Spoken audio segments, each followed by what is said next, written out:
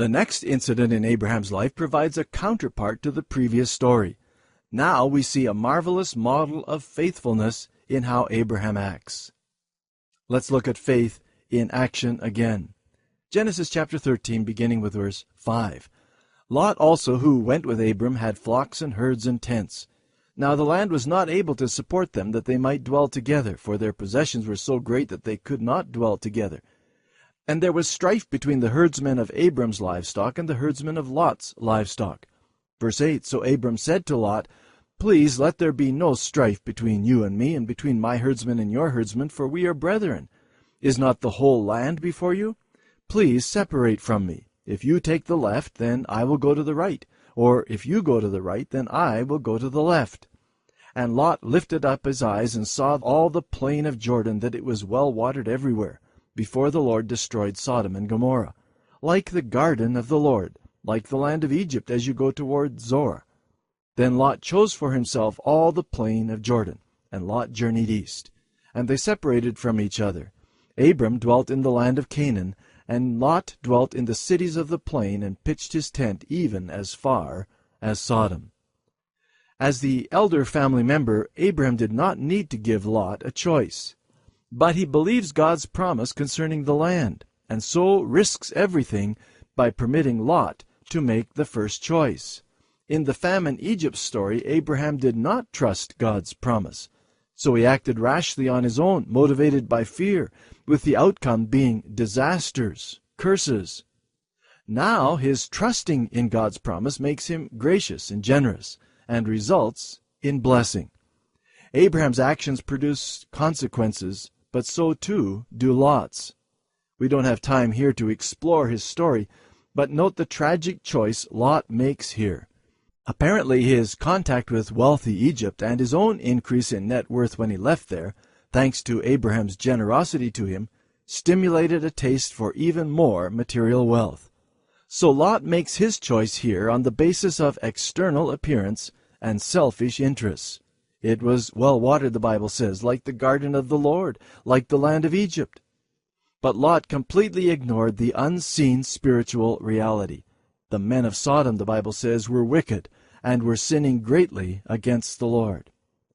Choosing where to live solely on the basis of economic gain at the expense of spiritual life would later prove to have a disastrous effect on him and his whole family. It's a lesson that some of us ought to consider carefully as we make family decisions. As children of Abraham, according to Galatians 3 verse 7, our actions also matter. They have consequences for us and for others. You will always reap what you sow, Galatians 6:7 says. But at the same time, we must recognize that regardless of our decisions, God will still be faithful to his promises. Romans chapter 3 verses 3 and 4 in the Message translation. Do you think faithlessness cancels out his faithfulness? Not on your life. Depend on it. God keeps his word, even when the whole world is lying through its teeth. Genesis chapter 13. Let's pick it up at verse 14. And the Lord said to Abram, after Lot had separated from him, Lift your eyes now and look from the place where you are, northward, southward, eastward, and westward. For all the land which you see I give to you and your descendants forever. And I will make your descendants as the dust of the earth, so that if a man could number the dust of the earth, then your descendants also could be numbered. Arise, walk in the land through its length and its width, for I give it to you.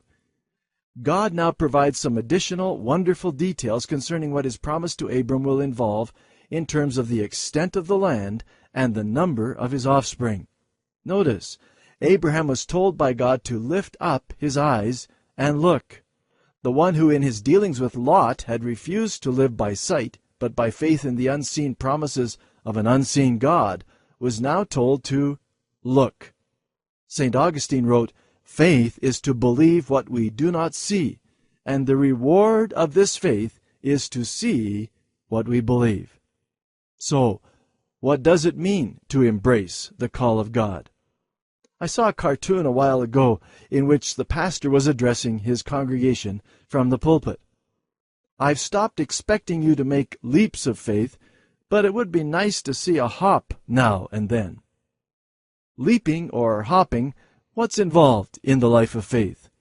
Os Guinness, in his book The Call, wrote, "God calls us to himself so decisively that everything we are, everything we do, and everything we have is invested with a special devotion, dynamism, and direction lived out as a response to his summons and service." What then does it mean to embrace the call of God? Well, first of all, it means shifting the focus for our security. Matthew 6:24 tells us no one can serve two masters. You cannot serve both God and money. We dare not be schizo-Christians. God calls us to commitment to one master alone. Secondly, embracing the call of God means obeying the unseen God with his unseen promises. This requires faith, believing the promise without any visible evidence, as Brueggemann puts it. In other words, trust without reservation. And thirdly, it means trusting God's faithfulness, not our faith. Through the gospel of Jesus Christ, God calls us as he did Abraham. His call rests on promises to which we respond in faith. But our focus must remain on the God of those promises, not on our faith, which will falter at times, and not even on the promises themselves. And fourthly, embracing the call of God means becoming a worshiper of God. Two physical things characterize Abraham's walk of faith. Note chapter 12, verse 8. He went on, he pitched his tent, he built an altar. And similarly, in the final verse in this passage, chapter 13, verse 18, Abraham moved his tents to Hebron, where he built an altar to the Lord. He pitched tents and he built altars. His frequent building of altars shows that Abraham was a worshiper of God. He often built altars to God and revisited them. This was particularly significant in chapter 13, verse 4, after his failure in Egypt. He got back on track with God. He built an altar. If you want to embrace the call of God, are you building any altars? And fifthly, embracing the call of God means becoming a pilgrim. By building altars, Abraham made permanent statements about the God who is as solid as a rock, who does not change like shifting shadows, as James 1:17 says. But by living in tents, Abraham was a faith pilgrim, constantly on the move. He was a stranger, a pilgrim in this world. Hebrews 11, verses 13 to 14 tells us that the patriarchs confessed that they were strangers and pilgrims on the earth. For those who say such things declare plainly that they seek a homeland. Brueggemann writes that faith is the capacity to embrace the announced future with such passion that the present can be relinquished for the sake of that future. A fugitive is one who is running from home. A vagabond is one who has no home. A stranger is one away from home. But a pilgrim is someone who is on his way home. And we who share Abraham's faith must also be faith pilgrims, building altars to God, but not putting down permanent roots here, renouncing short-term gains in the present in order to embrace the future, and focusing our faith not downward on that which is visible, but upward on him who is invisible and who calls us, all of us, to center our hopes and faith in him alone.